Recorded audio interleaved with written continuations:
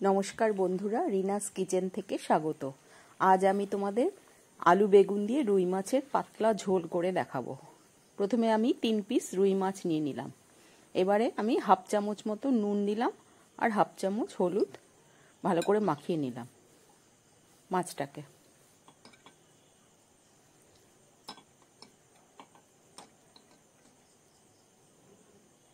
এবার আমি কড়াই চাপিয়ে দিলাম ওভেনে। এবার মাছগুলো ভেজে নেব।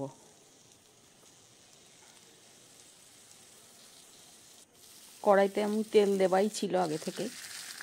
এবার মাছগুলো আমি ভেজে নিলাম। খুব কড়া করে ভাজার দরকার নেই, সাধারণ ভাজলেই হবে।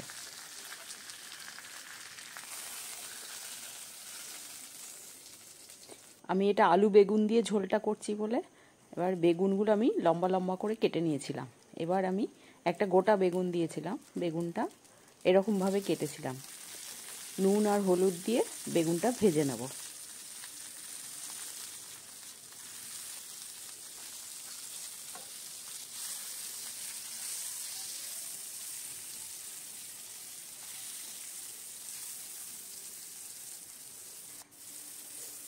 বেগুনটা আমার ভাজা হয়ে গেছে,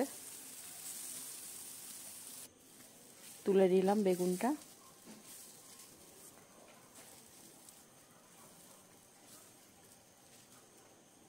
এবার আর একটু তেল দেবো কড়াইতে। এবার আলুটা ভেজে নেব। আলুটা একটু ঢাকা দিয়ে দিয়ে ভাজলে কি হবে, ভাজতে ভাজতেই অনেকটা সেদ্ধ হয়ে যাবে। একটু নুন দিয়ে দেবে আলুতে। আমি নুন দিয়েছিলাম, ওটা ক্যামেরায় ওঠেনি।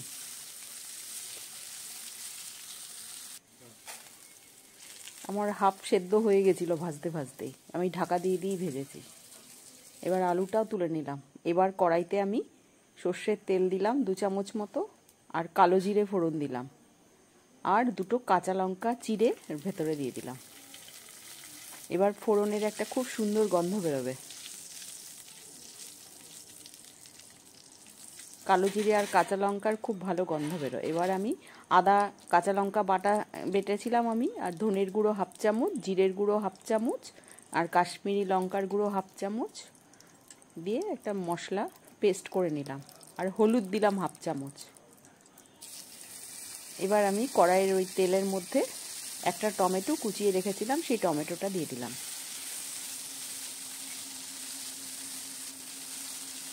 আর হাফ চামচ মতো আমি নুন দেব, টমেটোটা মজে যায় ভালো করে। এবার আমি মশলার পেস্টটা ঢেলে দিলাম। এবার খুব ভালো করে মশলাটাকে কষাতে হবে।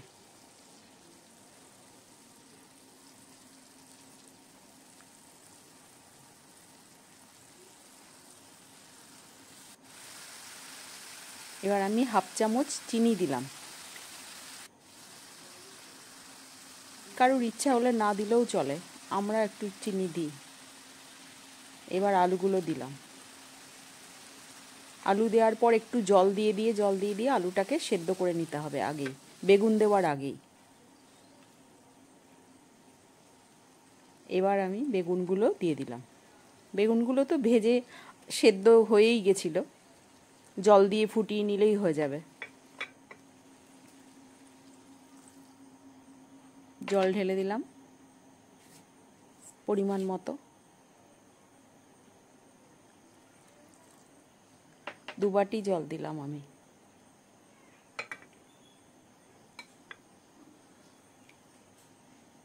মাছগুলোও দিয়ে দিলাম।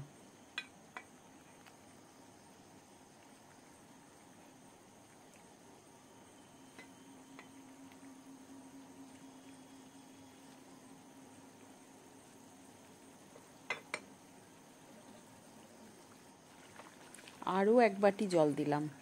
পাতলা ঝোল হবে তো, যাতে মাছগুলো ডোবে ভেতরে, সেই মতো জল দিলাম। আর একটু নুনটা কম লাগছিল বলে আমি আবার হাফ চামচ নুন দিয়ে দিলাম। এবার ঢাকা দিয়ে দিলাম।